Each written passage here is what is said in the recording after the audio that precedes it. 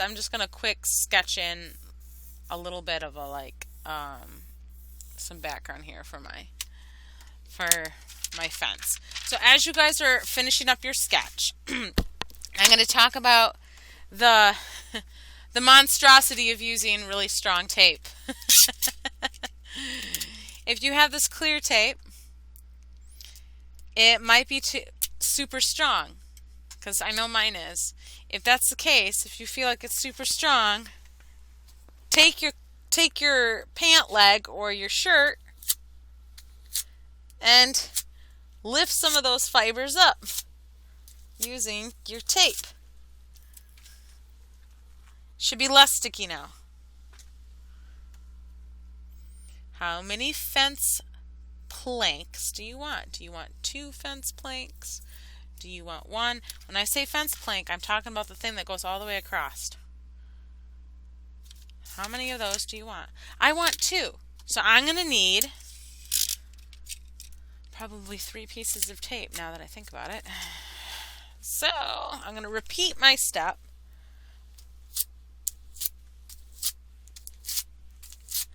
You could use your leg. You could use your shirt. Good luck. All right. Create a set of parallel tape lines. Okay? You're going to have a space, like a line of paper between your 2 tape lines. And that's going to be one of your fence planks. I want 2, not 1,115. So I'm only gonna have 3 pieces of tape. Now if you want more than that, go for it. Sure art, man. Alright. So I have 3 lines of tape, but I have a line of paper between each strip. So I have 2 parallel lines of paper here. I want a brown fence, but I want it to be a light wash so I can draw a texture on it later. So I'm going to use more water than I am paint. Oh, I think I just, okay. So I literally got a damp brush and just put like a dot or 2 of paint on there. Dab, dab, dab, dab, dab. And that tape should protect your paint from, protect your paper from your paint. The only thing that should become brown is that strip of paper that you've left exposed between your 2 tape lines. I put my posts high up so they won't interfere with my raccoon's body. If you have the raccoon body cutting into your planks, you might want to just paint around your raccoon body. If your raccoon ends up being in front of your fence.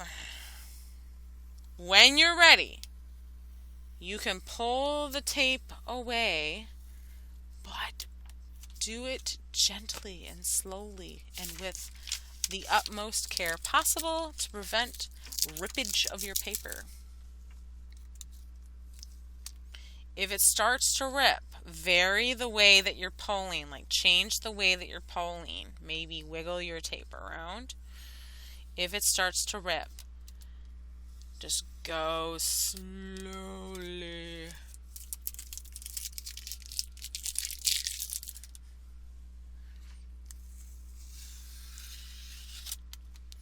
And if you did it correctly, you should have 2 parallel lines of brown, or 2 brown parallel lines, rather. I don't know about you, but with my depth perception and the fact that I burned part of my retina when I was a kid, one eye sees further than the other. It's really hard for me to get 2 straight parallel lines that don't look like they're going uphill or something like that. I don't know if you've ever wrote on a piece of paper and your writing starts kind of slanting upwards. Well, mine does that all the time, so this really makes it super helpful for me to get what I need.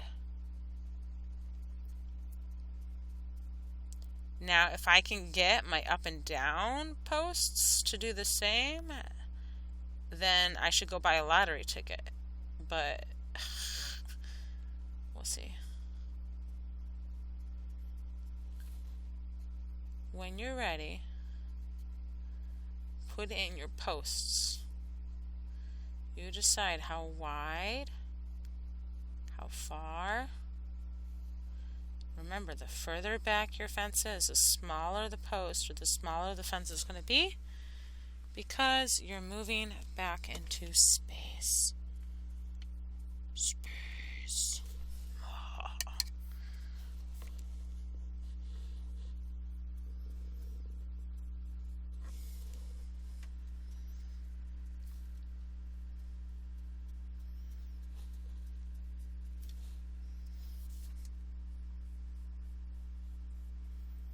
I would do like a green wash for your grass.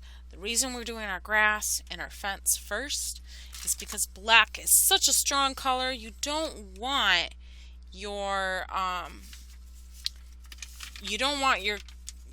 cup of water to start turning black or gray, because then it's going to start turning your paint black or gray on your paper.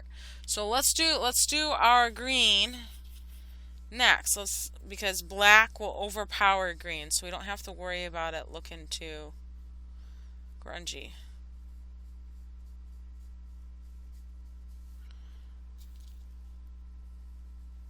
Now, since this is such a huge space, what I'm going to do is I'm literally just going to switch out to my huge flat brush. Can't talk today. I feel like Sylvester Stallone. Succotash. I don't know if you've ever grew up with the Looney Tunes, but there's a reference to my age. Alright, so I'm doing a thin coat of water in my grass area.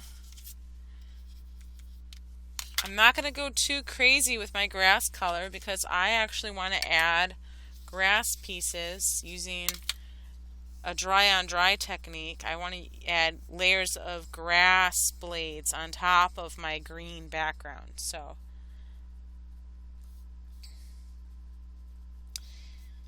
normally I would have had you erase this a little bit, your raccoon, but since we're dealing with black and gray color for our coon's body, I don't think it's really going to matter.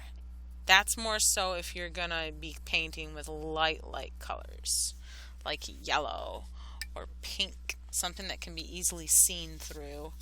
Black is a little dramatic, too dramatic for that, so I don't think we're going to have an issue.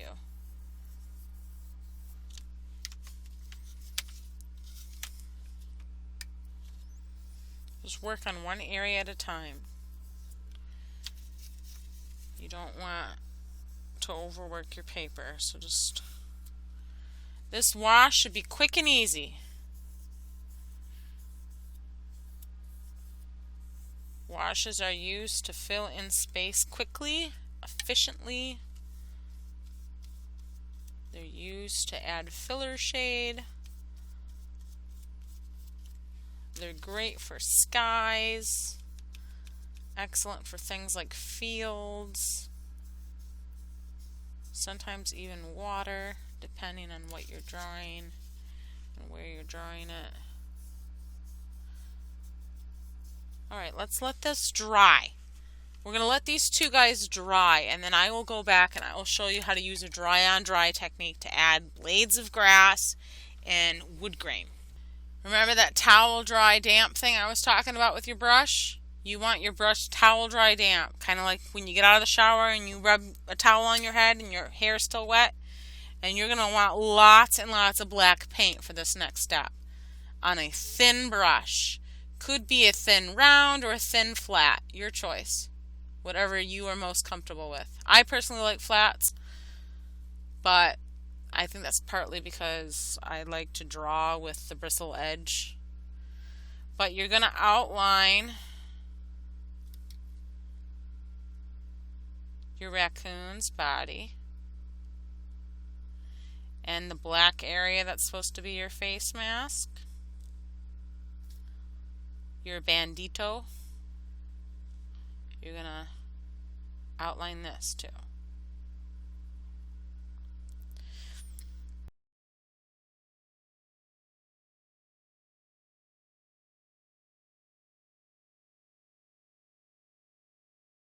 So I will show you how to create blades of grass and a few textures on your fence wood planks, and then you are free to add your own background in this area.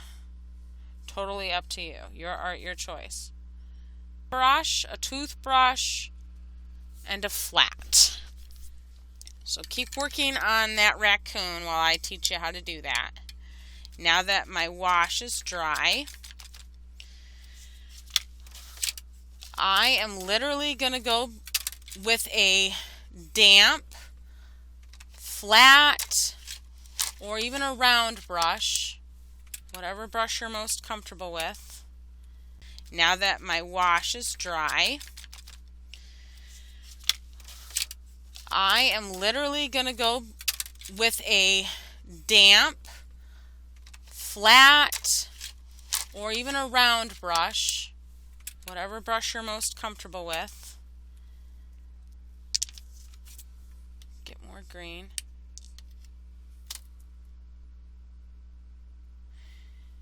You want to make it so your brush changes color.